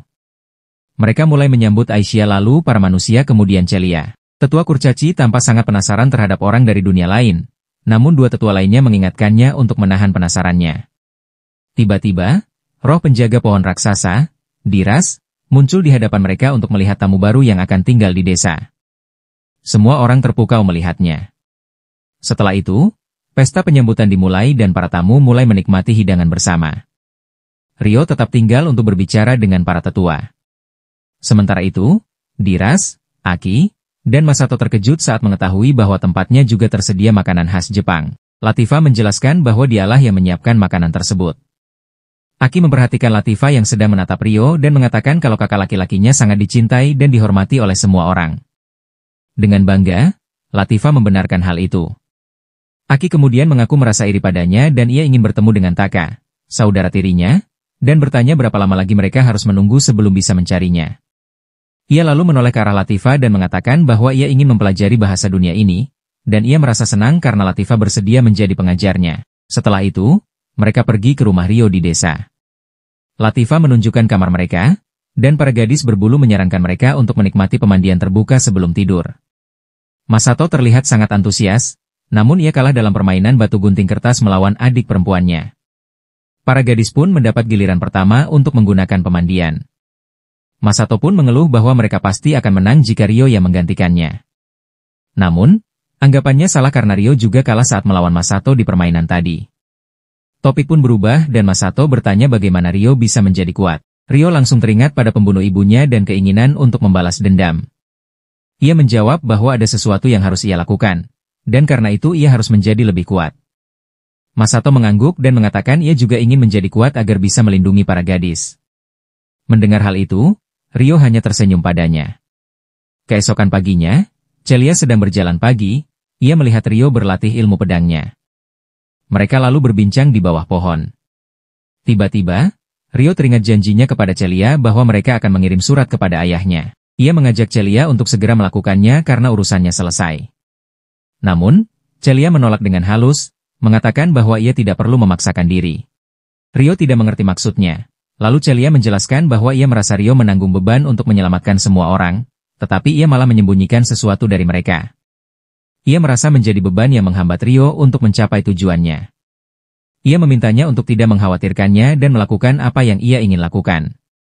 Namun, Rio meyakinkan bahwa Celia bukan beban.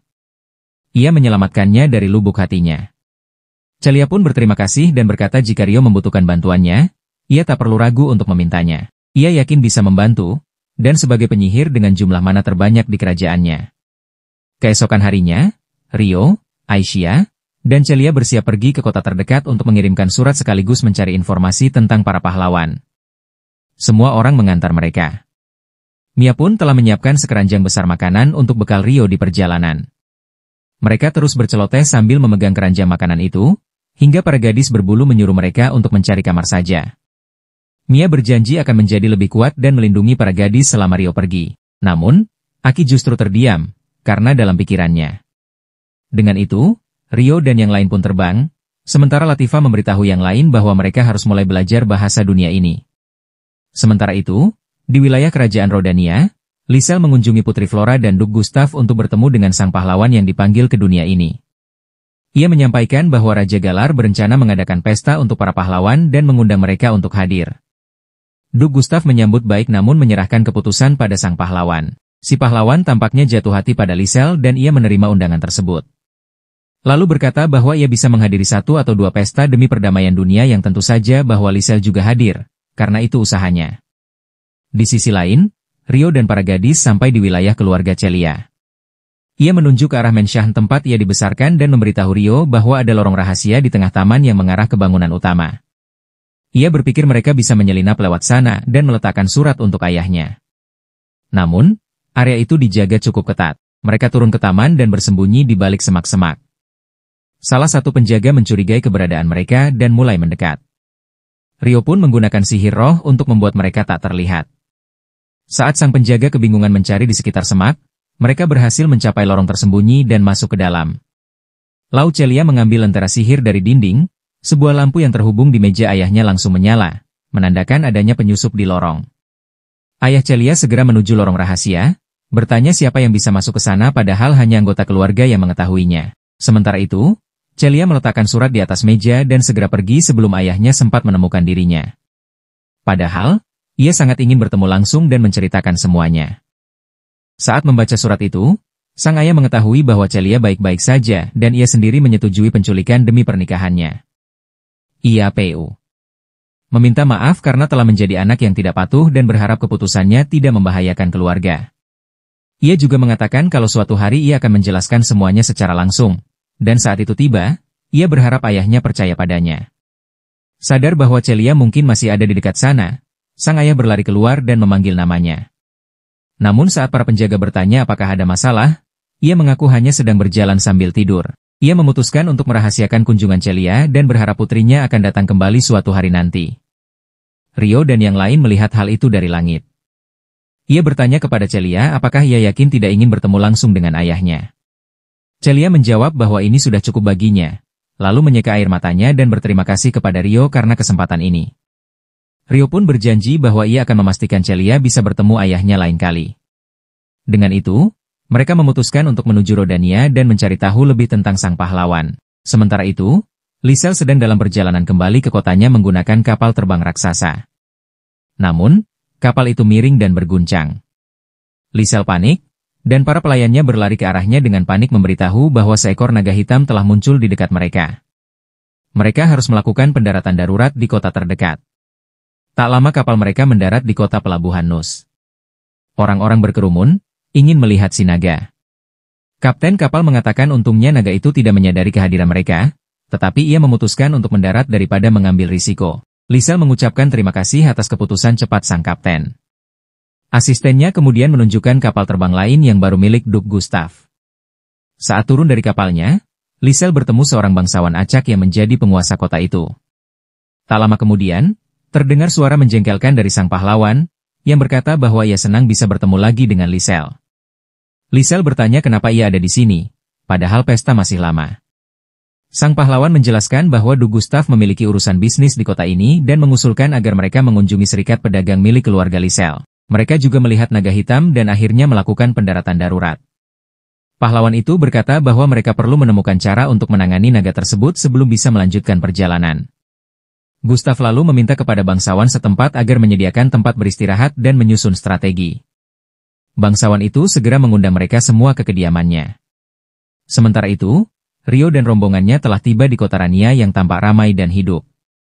Namun tiba-tiba Celia menyadari bahwa Aisyah menghilang. Rio langsung berlari mencarinya, dan menemukannya sedang lahap memakan sate. Ia meminta maaf kepada penjaga toko, tetapi sang penjaga menjelaskan bahwa makanan itu sudah dibayar oleh seorang pria mabuk yang tergeletak di pojok. Penjaga toko itu mengatakan bahwa Rio dan Celia juga bisa mencatatnya di tagihan pelanggan sebelumnya, tapi mereka menolaknya dengan sopan. Ia meyakinkan mereka agar tidak ragu, karena pria yang membayar makanan itu tampaknya mendapatkan pekerjaan bagus terkait dengan sang pahlawan, dan bahkan menghasilkan uang yang cukup banyak. Rio terkejut saat mendengar sang pahlawan telah meninggalkan kota tersebut. Ia pun bertanya lagi meski penjaga toko itu tak tahu banyak. Ia memberitahu bahwa sang pahlawan diundang ke pesta yang diadakan oleh kerajaan Guark, yaitu sebuah acara yang akan dihadiri oleh para pahlawan lainnya. Rio dan Celia saling berpandangan, dan sadar bahwa mereka perlu mengubah tujuan mereka. Sementara itu, di kota Nox, Lisel dan lainnya duduk dalam pertemuan. Ia menjelaskan bahwa munculnya seekor naga dekat kota merupakan kabar buruk, karena ia tidak akan bisa menghadapinya. Bahkan mereka harus mengevakuasi kota sebelum naga itu menghancurkannya. Penguasa kota pun menyatakan bahwa ia mengevakuasi penduduk sebagai langkah antisipasi. Du Gustaf pun bertanya langkah yang harus mereka ambil. Tiba-tiba, sang pahlawan bertanya pada Lisel apa ia lakukan selanjutnya. Lisel menjawab bahwa ia harus cepat kembali ke kotanya untuk melanjutkan tugas sebagai gubernur. Ia juga berencana mengambil jalur darat. Sang pahlawan menentangnya, karena para gadis bepergian tanpa pengawal sangatlah berbahaya. Lisel meyakinkannya bahwa para pelayan memiliki kemampuan bertarung, tetapi sang pahlawan merasa itu tidak cukup. Ia lalu menawarkan diri untuk menemani mereka. Putri Duk menegurnya karena bersikap memaksa, namun Du Gustaf malah menyuruhnya diam karena seorang pria berbicara. Lisel berkata pada sang pahlawan bahwa ia tidak membutuhkan bantuan, dan tak ingin pahlawan dari negara lain mempertaruhkan nyawanya demi dirinya. Namun sang pahlawan pun bersikap gagah dan berkata bahwa bukan gayanya untuk duduk diam saat gadis cantik berada dalam bahaya. Du Gustaf pun mendukung keputusan pahlawan dan menyatakan bahwa mereka akan ikut jika pahlawan memutuskan untuk menemani Lisel. Pahlawan juga berkata bahwa tak perlu khawatir selama dirinya bersama mereka, lalu memanggil pedang yang ia sebut sebagai Excalibur. Dan Lisel hanya tersenyum kecut. Meski menyadari pahlawan hanya pandai bicara, ia tidak menanggapi agar rahasianya tidak terbongkar. Keesokan harinya, Lisel dan rombongannya bersiap untuk berangkat. Seorang ksatria bernama Raymond yang bertanggung jawab atas keamanan mereka datang dan terkejut melihat asisten Lisel, Ara. Mereka pun saling mengenal di masa lalu. Raymond menyampaikan belasungkawa atas kehancuran keluarga Ara, namun ia menjawab bahwa ia baik-baik saja karena Lisel telah menerimanya. Gustaf lalu tiba dan memberitahu Lisel bahwa pahlawan sudah siap. Mereka pun berangkat. Mereka pun melewati jalan terjal di tengah hutan. Saat mereka sedang berbincang di dalam kereta, tiba-tiba suara Ara menyuruh semua orang berhenti. Ia pun mendeteksi keberadaan monster. Para pelayan segera menurunkan penutup besi untuk melindungi kereta, sementara Ara mengambil alih situasi di luar. Para ksatria bingung karena tak melihat apa-apa, namun Ara memperingatkan bahwa monster sedang mendekat dari dua arah. Tiba-tiba, gerombolan goblin menyerang dari sisi jalan, melempari para ksatria dengan batu. Para pelayan menggunakan sihir pelindung untuk menghalau serangan, dan Raymond segera mengambil komando pasukan. Namun, serangan monster semakin bertambah dari arah lain, membuat semua orang mulai kewalahan. Ara tetap tenang dan mengatur strategi. Ia menyuruh para pelayan ikut bertarung, sedangkan para penjaga menjadi garis pertahanan. Ia lalu maju dan menghantam para monster dengan sihir kuat, kemudian melibas sisanya dengan pedangnya. Pelayan lain juga bergabung menjaga sisi-sisi lain. Dari kejauhan, Dalang Kejahatan merencanakan serangan ini demi membunuh Lisel dan Flora yang sedang mengamati mereka. Ia kagum pada kekuatan Ara dan para pelayan, tapi menganggap para ksatria terlalu lemah dan itu celah yang bisa ia manfaatkan. Sementara itu, pahlawan gelisah di dalam kereta. Ia bingung mengapa pertempuran berlangsung lama, padahal mereka punya banyak satria. Flora ketakutan, dan Lisel menggenggam tangannya untuk menenangkannya. Sang pahlawan memanfaatkan momen itu untuk memegang tangan Lisel meski ia tampak gugup. Tiba-tiba, sesuatu menghantam atap kereta dan mengguncangnya. Sang pahlawan akhirnya kesal dan memanggil pedangnya. Ia berkata akan mengalahkan para monster secepatnya. Dengan kaki menghentak pintu, ia keluar sambil tetap memegang tangan Lisel. Lisel mencoba menghentikannya, tapi tak berhasil. Ia pun ikut keluar untuk memastikan sang pahlawan tidak terbunuh. Lisel mengaktifkan penghalang sihir dan terkejut melihat jumlah monster yang begitu banyak. Ia memanggil Flora agar ikut keluar namun tetap dekat dengannya. Mereka mendekati Hiro, yang terlihat gugup dan berpikir bahwa mereka tidak akan bisa menang. Lisel menenangkannya dan menyuruhnya percaya pada para ahli. Namun Hiro mulai mengeluh bahwa tak ada yang mempersiapkannya untuk hidup di dunia fantasi dengan kemampuan khusus ternyata tidak semudah bayangannya. Melihatnya tak berdaya, Lisel memutuskan untuk turun tangan sendiri. Ia menyuruh Flora dijaga oleh sang loli dan pergi menyembuhkan para ksatria yang terluka dengan sihir pemulih. Ara memberi laporan bahwa bagian depan sudah bersih, dan ia akan menuju sayap belakang untuk membantu. Namun, itulah yang diinginkan sang dalang jahat. Begitu Ara pergi ke sisi belakang, ia muncul di depan konvoi. Ara dengan cepat menghabisi para monster di hadapannya dan menyuruh para ksatria menyingkir karena ia bisa menangani semuanya sendiri. Namun tiba-tiba, terdengar raungan mengerikan saat sesosok minotaur hitam raksasa muncul. Semua orang panik. Si Loli memberitahu Lisel bahwa itu adalah monster legendaris dari zaman perang antara dewa dan iblis. Hiro membeku ketakutan. Lebih buruk lagi, minotaur kedua muncul dari arah depan. Hiro terpeleset dan jatuh, tubuhnya gemetar. Ara mencoba menolong mereka, tapi tidak sempat karena minotaur pertama menyerangnya.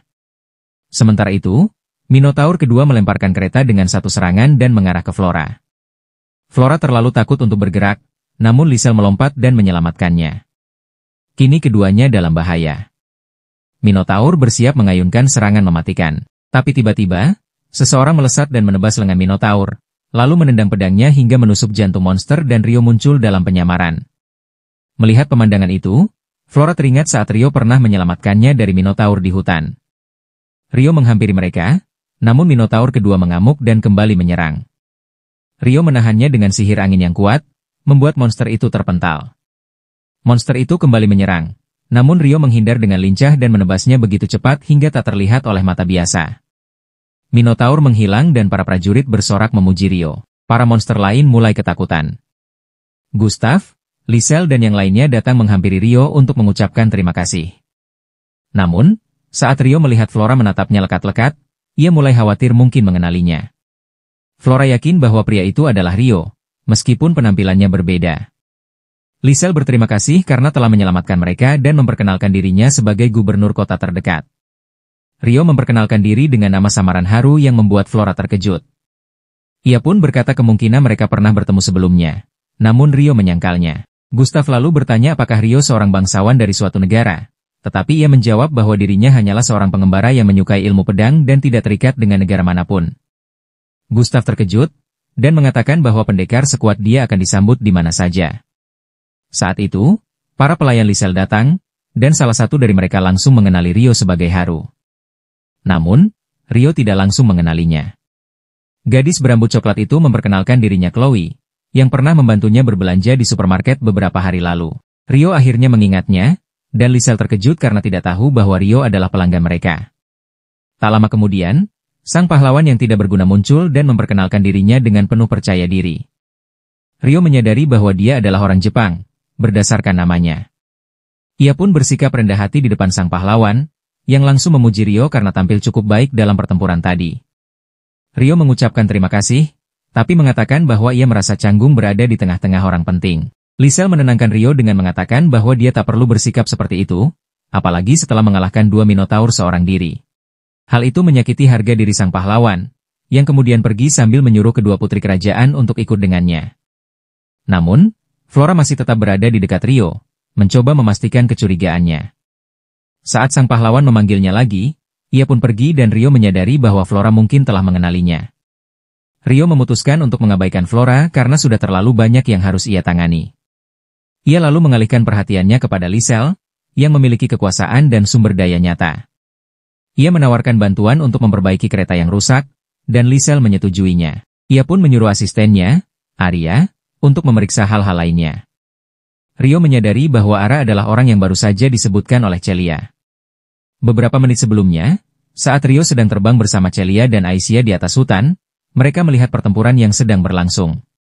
Celia langsung mengenali Ara, teman lamanya dari akademi. Ketika Minotaur muncul, Rio meminta Aisyah untuk membawa Celia ke tempat aman, dan ia sendiri turun untuk menyelamatkan semua orang. Kembali ke sekarang, Rio memotong atap kereta dan mengubahnya menjadi versi terbuka. Lisel memuji keahliannya, dan Rio mengatakan bahwa itu berkat pedangnya yang merupakan artefak kuno. Namun sebenarnya, itu adalah hasil dari seni spiritualnya. Setelah memperbaiki kereta, seorang pelayan berambut pirang datang membawa jus untuk Rio dan menunjukkan ketertarikannya. Kemudian, sang pahlawan pergi kepada Minotaur yang tertancap di tengah jalan dan mengangkatnya dengan kekuatan luar biasa. Semua orang, termasuk Rio, terkesan. Sang pahlawan pun tersenyum angkuh ke arah Rio saat melewatinya. Setelah itu, Rio ikut naik ke kereta para bangsawan. Lisel masih menunjukkan rasa terima kasihnya, sementara sang pahlawan bersikap pasif selama perjalanan. Di tempat lain, Mei, Aki, dan Masato sedang belajar bahasa dunia ini dari Latifah. Setelah kelas selesai, teman Masato mengajaknya memancing dan ia langsung pergi, mengabaikan pelatihan seni spiritual. Latifah meminta para gadis untuk tidak terlalu memikirkan Masato dan tetap fokus pada latihan mereka. Gadis elf berambut hijau itu mengajarkan dasar seni spiritual. Mei ternyata jauh lebih baik dibanding Aki dalam pelatihan itu. Aki merasa tidak berbakat dan pergi berjalan-jalan untuk menenangkan diri. Ia melihat dua anak kecil bermain di dekat altar, yang membawanya kembali pada kenangan masa kecil bersama Haru dan Mei. Saat itu, mereka sangat bahagia. Tapi segalanya berubah saat orang tua mereka bercerai, dan Haru serta ayahnya pergi. Aki menangis saat itu, memohon agar Haru tetap tinggal seperti janjinya, tapi Haru hanya bisa meminta maaf. Lamunannya terputus saat Latifah datang membawa sayuran. Mereka pun pulang bersama. Saat makan malam hampir siap, Aki mengeluh karena Masato belum pulang. Ia mengatakan bahwa saat mereka baru pindah ke desa ini, Masato masih canggung tapi sekarang malah malas. Tiba-tiba, Aki bertanya kepada Latifah bagaimana awalnya ia dan Rio datang ke desa ini. Latifah dengan malu bercerita bahwa awalnya para gadis menyerang Rio karena mengira dia menculik Latifah.